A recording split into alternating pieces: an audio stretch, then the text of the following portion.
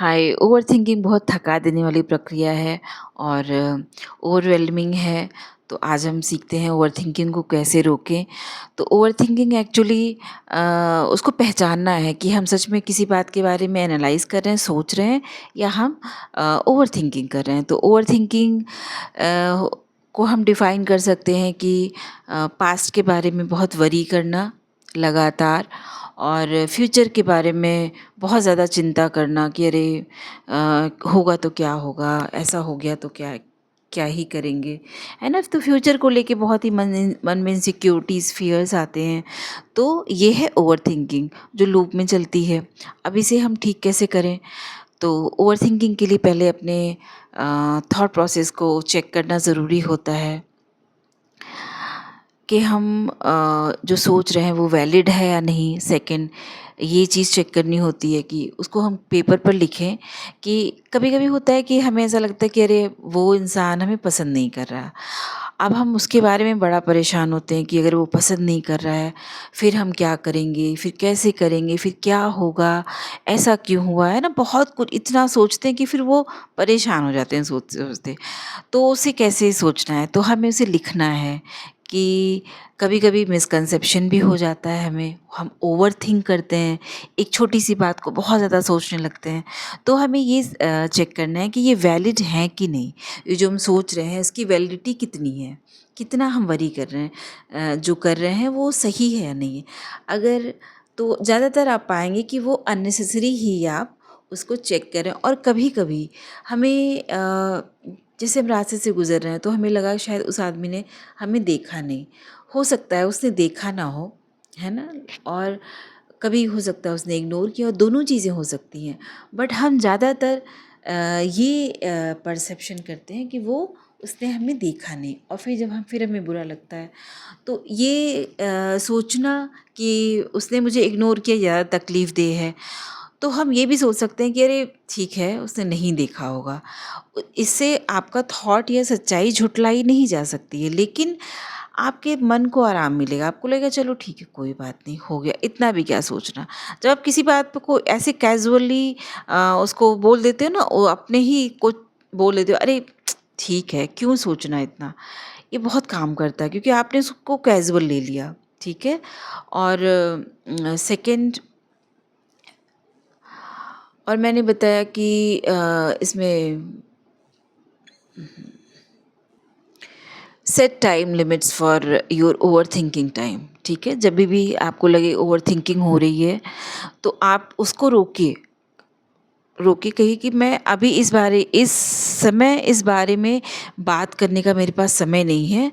मैं 5 बजे करूँगी, मैं इस बात के बारे में मैं 3 बजे सोचूंगी। तो उससे क्या होता है कि ओवरथिंकिंग बंद नहीं होती या वो मुद्दा नहीं ख़त्म होता, लेकिन ऐसा होता है आपने उस प्रोसेस को डिले कर दिया। तो डिले करना ही एक हाफ वे अचीवमेंट है आपका, कि आपने उसको कहा अभी स्टॉप किया थोड़ी देर के लिए। तो ओवरथिंकिंग पे काफ़ी फ़र्क पड़ता है, क्योंकि आपके थॉट प्रोसेस में ये कहीं आ गया कि आप धीरे-धीरे उसको कंडीशनिंग कर रहे हैं अपने खुद से। तो आपने उसे रोका, कहा कि 5 बजे, और 5 बजे अगर आपने सोचा तो 1 दिन में एक टाइम भी निकालिए। मतलब मैं ये नहीं कह रही हूँ आपको उसको इग्नोर करना है। आपको उसको उसके बारे में सोचना है, लेकिन टाइम लिमिट के साथ। तो एक ये साइंटिफिक प्रोसेस है ओवरथिंकिंग को डिले करने का, या अपने नेगेटिव माइंडसेट को चेंज करने का। कि आपका जब भी ओवरथिंकिंग हो रही है, अननेसेसरी थॉट्स आ रहे हैं, तो उनके बारे में, या उनकी डिसीज़न लेने के लिए उस चीज़ के बारे में एक टाइम लिमिट सेट करिए, ठीक है। और एक चीज़ और है कि एक्सेप्ट करिए कि परफेक्शन पॉसिबल नहीं है। कोई भी काम हम कर लें लाइफ में, हम कुछ भी कर लें, कुछ न कुछ छूटता ही है, कुछ न कुछ रह ही जाता है। तो आपको ये सोचना है कि परफेक्शन नहीं हो सकता, हर कोई हमारा नहीं हो सकता, हर कोई हमें पसंद नहीं कर सकता, मैं हर चीज़ लाइफ में अचीव नहीं कर सकती, या सब कुछ जो औरों के पास है वो मेरे पास नहीं हो सकता। तो इस तरह की थिंकिंग जो है आपकी एंग्जाइटी को कम करती है, ठीक है।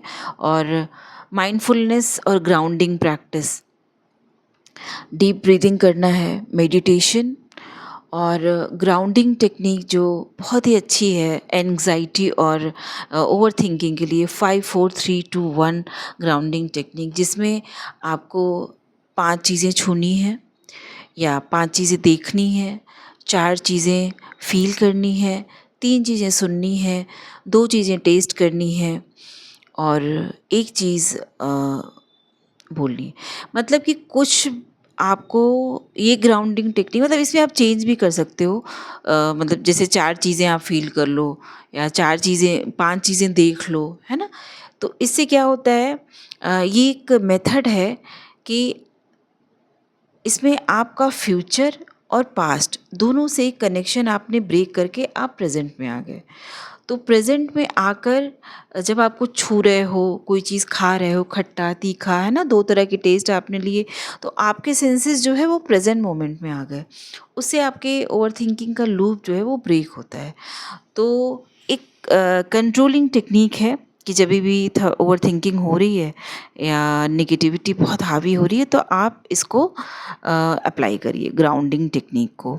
जर्नलिंग भी फ़ायदेमंद है, जैसे मैंने बोला था ना कि आपका बहुत ही दिमाग अगर रेसिंग माइंड है, आपके रेसिंग थॉट्स चल रहे हैं, तो जर्नलिंग बहुत हेल्प करती है। पहले समय में देखा होगा आपने, लोग डायरी मेंटेन करते थे, लिखते थे।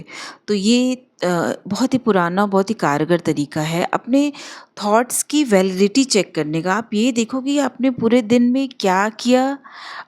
एक तो प्रोडक्टिविटी चेक हुई आपकी, दूसरा क्या सोचा आपने। आपने थॉट्स की अगर लिस्ट बनाए कि आपने क्या क्या सोचा, किस किस बारे में सोचा और किस जो विचारों को अगर एज इट इज़ लिखेंगे आप अपने, तो आप पाएंगे कि कितना ही फालतू सोच रहे हैं आप, कितनी चीज़ों पे आप जो है बिना मतलब का ही सोच रहे हैं, वरी कर रहे हैं।